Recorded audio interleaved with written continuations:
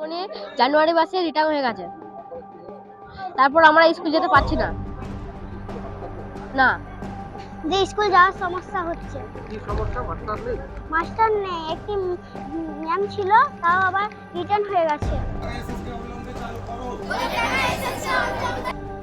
একমাত্র শিক্ষিকা অবসর নিতেই তালা পড়ল শিশু শিক্ষা কেন্দ্রে। একরাশ অনিশ্চয়তার মাঝে শিশু শিক্ষা কেন্দ্র একমাত্র শিক্ষিকা নিয়ে কোনো মতে চলছিল শিশু শিক্ষা কেন্দ্র, সেই শিক্ষিকা অবসর নিতেই তালা পড়ল শিশু শিক্ষা কেন্দ্রে।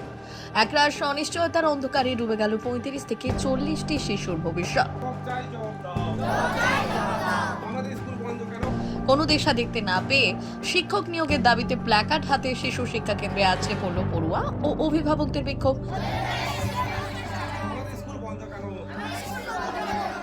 কাছে স্কুল হওয়া মানে বাচ্চারা পড়াশোনার একটা আগ্রহী হয়ে ওঠে। আর দূরে স্কুল হলে তারা এই গাড়ি যাতায়াত করছে, তারপরে এতটা দূরত্বে যে 4-5 কিলোমিটার তারা যেতে পারবে না। বাচ্চার গার্জিয়ানদেরকে অবশ্যই তাদের সঙ্গে নিয়ে যেতে হবে, তবেই তারা স্কুলে যেতে পারবে। আর দূরের জন্য অনেকেই বাচ্চারা তারা শিক্ষা হারিয়ে ফেলছে।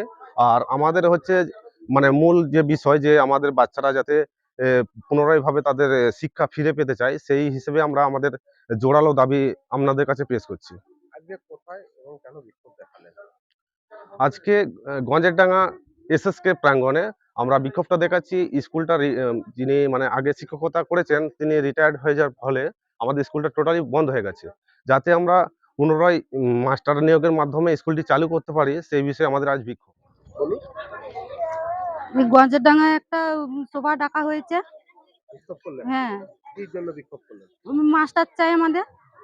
স্কুলটি বন্ধ হওয়ার কারণে খুব সমস্যা হয়ে যাচ্ছে, আমাদের ছেলেরা এই দূরে স্কুল যাচ্ছে, আমরা নিজেরা নিশ্চিন্তভাবে থাকতে পারছি না এবং মাঠে ঘাটে আমাদের খাটতে যেতে হয় কোনো রকম। তাহলে স্কুল কি করে না যেতে পারলে ছেলেরা মূর্খ রয়ে যাবে তো স্কুলে, না এই গঞ্জেরডাঙ্গায়।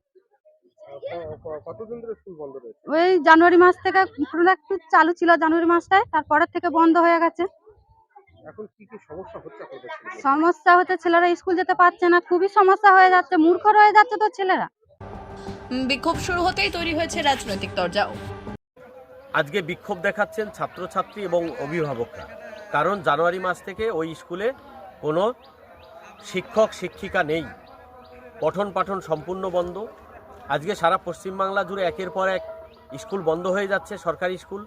শিক্ষক নিয়োগ নেই, শিক্ষকরা যোগ্য প্রার্থীরা চাকরির দাবিতে তারা রাস্তায় বসে আছে, অনশন করছেন। কিন্তু এই সরকার মেতে আছে ভাতা নিয়ে, ভাতা ঘোষণা করেছেন শিক্ষিত বেকার যুবকদের জন্য। কিন্তু একের পর এক স্কুল বন্ধ হয়ে যাচ্ছে, পঠন পাঠন বন্ধ হয়ে যাচ্ছে, এই বিষয়ে এই সরকারের কোনো চিন্তা ভাবনা নেই। কারণ এই সরকার জানে মানুষকে যত শিক্ষার আলো দেওয়া হবে তারা প্রতিবাদ করবে। তাই শিক্ষার আলো থেকে দূরে রাখো, সরকারি স্কুল বন্ধ করে দাও, আর তৃণমূলের নেতারা তাদের ছেলে মেয়েদের বেসরকারি স্কুলে পড়াবে, আর গরিব মানুষ সাধারণ মানুষ তারা শিক্ষা থেকে বঞ্চিত থাকবে। ধিক্কার জানাই এই সরকারকে। দেখুন, ওটা আমাদের কাছেও একটা খবর আছে যে এই বিদ্যালয়টি বন্ধ হয়ে গেছে, কিন্তু যথারীতি এটাও বলে রাখি আমাদের শিক্ষা দপ্তরের পক্ষ থেকে ওইখানকার যে ছাত্রগুলো ছিল সেগুলো নারাঙ্গি প্রাথমিক বিদ্যালয় এবং ধুমা প্রাথমিক বিদ্যালয়তে অলরেডি শিফটেড করা হয়েছে।